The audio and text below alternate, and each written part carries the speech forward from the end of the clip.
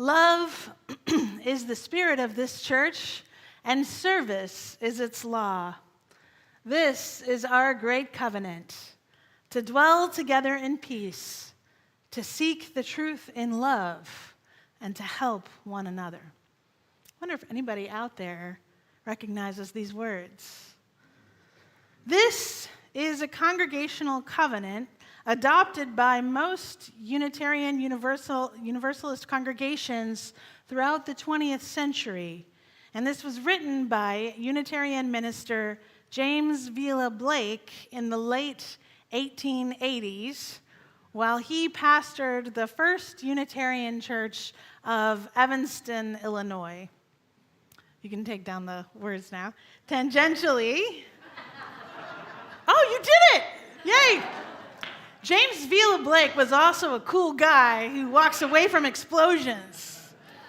You know those cool guys who slow motion walk away from huge explosions.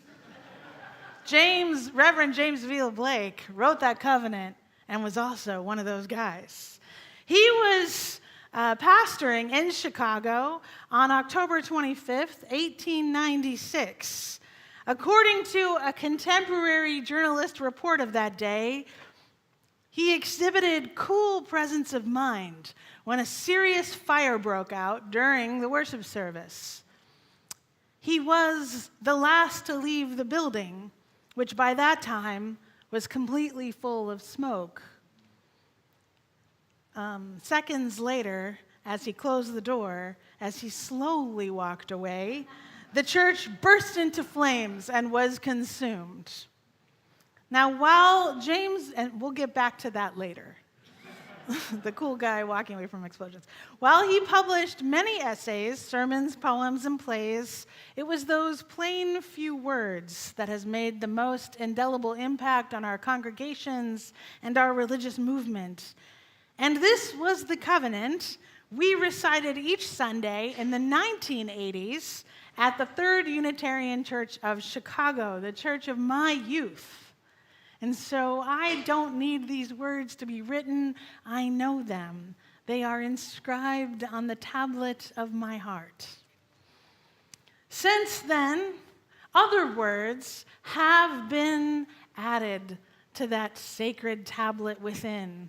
Words such as the worth and dignity of every person. Words such as the interconnected web of existence of which we are a part. Words such as working for a fair and peaceful world. And more recently, our newly approved just this summer Unitarian Universalist values with words like pluralism, interdependence, and justice. Whatever it is that tethers your soul back to its home base, I think you know what that is. You test its strength in the face of the storm whenever you are dealing with relatives who are maybe voting against everything you believe and everything you are, and yet you love each other still. You test its relevance when it comes time to make a big decision in life, to change careers, or maybe to choose the better of two goods, or perhaps the lesser of two evils. And you test its depth when you are making an investment that could mean less money returned to you, but would also mean deeper alignment with the world you are hoping to co-create. Now, this past summer, as I mentioned, our larger Unitarian Universalist denomination made a big transition to move from the 8 Unitarian Universalist principles toward 7 Unitarian Universalist values, plus love at the center, that Laura Beth shared and talked about last Sunday, and that we will be studying all year long in religious education spaces. Now, I want you to hear this. If your true north lies in the words within those previous former 8 principles, if that is what tethers your soul's center in the storm, well then, I want to tell you what a blessing that you have found the words written on the tablet of your heart. They are a blessing and they need not change. They need not change. You do not need a whole entire true north. They can be there for you as long as you need them. And if the new words speak to you in a way that reshapes your soul's alignment and reminds you of what you truly want to stand for, then welcome to True North for you. And if you don't know what I'm talking about and you just got here today, this is spiritual discernment. And it's kind of what we're all doing here together along our way. So what is True North? True north is a fixed point on Earth that points directly towards the geographic, I want to do this, but I don't really remember if that's north. That points towards the geographic North Pole, the northernmost point of the Earth's rotational axis. It is also known as geographic north. Now, true north is different from magnetic north, which is the direction that a compass needle points to as it aligns with the Earth's magnetic fields. The magnetic North Pole is constantly shifting and, in fact, can move up to 1,000 kilometers away from the geographic North Pole. So when you're looking for Santa, don't use a compass, use a map. Now, I wanted to explore this concept of true north because I believe we are each of us here on earth, given this life for some sacred purpose. Not a singular purpose, not superlative purpose, but sacred. Not just one thing that we're here to do, not just to be the best at anything, but to align with a divine and mysterious purpose. As my dear friend David Lamont would say, you are already changing the world. Your actions and your inactions are creating this world, creating something. They're creating a family, a congregation, a community, a world that is safer, hopefully, more liberated, more honest, more beautiful, more diverse, more compassionate. And if you are still wondering, on the wondering journey, what is at the end of that tether? What is your true north? Then I want you to know we have a map for you here at UUCA. We're not going to tell you what it is for you, but we will give you a discernment process so you can journey into that discovery yourself. Through discernment, through group reflection, you can find your way back if you have strayed too far off of your own course. If something feels unattuned, out of alignment. And you know what that can feel like, right? And you've heard that we are starting small group ministry soon, and we are signing people up for that. And I just want you to hear me, that small group ministry is not just for the zealots. It's not just for the ones filled with UU zeal. We don't really have anybody in small group ministry right now. Nobody. So it's not just the people who are already in the know. It's really for everyone. It's for you if you have lost your way. It's for you if you are seeking to break into community. If you are seeking a small group of people just to know you more deeply. Small group ministry is for you if you want to be listened to deeply and if you want to practice deep listening as a spiritual practice. And once you know your true north, once you hear it even reflected in others' impressions of you, there becomes a settled feeling that comes over you, a security in knowing exactly what you are about. You cannot become lost in the storm, nor distracted by alluring crises, nor shiny diversions. You won't fall victim to being lost out there in your own backyard, cut off from your community, because you are holding on to your tether, feet firmly planted.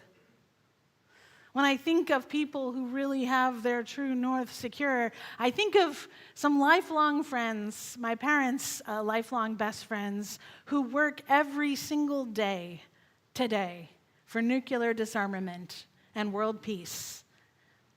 Charlotte is her name because she is a total pacifist who believes in peace. She writes letters to her senators, to the White House, to Congress. Each and every week, she created Brooklyn for Peace when I was just a young child, and it still exists this day. She writes, she demands a defunding of Israel's war against Hamas because too many Palestinian lives are being sacrificed in the name of peace, and because also Israel deserves better. That she is clear about her commitments and her actions. Now her husband, he has a different true north. He is one of the founding members of Physicians for a National Healthcare Plan. Now retired, he spends each and every day writing, organizing, and lobbying for single-payer health care. It's not like much of a retirement in the traditional sense, but this is what he spends his energy on. This drives all of his other decisions and his affiliations, and I admire them both so deeply for this. Whatever is written on the tablet of your heart, know thyself and keep to your most primary commitment. Inspire others with your steadfast self-knowledge.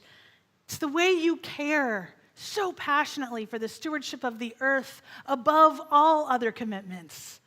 The way you foster kittens as central to who you are. I see you out there fostering kittens. The way you spend your free time without bragging to anybody, but you spend it at the shelters for the unhoused, week in and week out, even though you worked a long week. This is a season where we will need to know our true north, where we will need to let it pull us back to our soul's navigational system. Now back to being one of the cool people who slowly walks away from explosions. I hope our democracy doesn't go up in flames like that church in Chicago 100 years ago. I hope it doesn't. But honestly, this is the deeper truth, my friends. Whatever happens that first Tuesday in November, it's the first Tuesday in November, okay. Whatever happens that first Tuesday in November will not change my primary commitment. It will not change the work that I have been put on this earth to do. I will continue to pressure our leaders and to speak out for my true north, no matter who that leader is. I will continue to speak out and pressure them for greater bodily autonomy for all, for peace across the world, for dignity for immigrants and the incarcerated, for health care for all of us. That will not change no matter the outcome.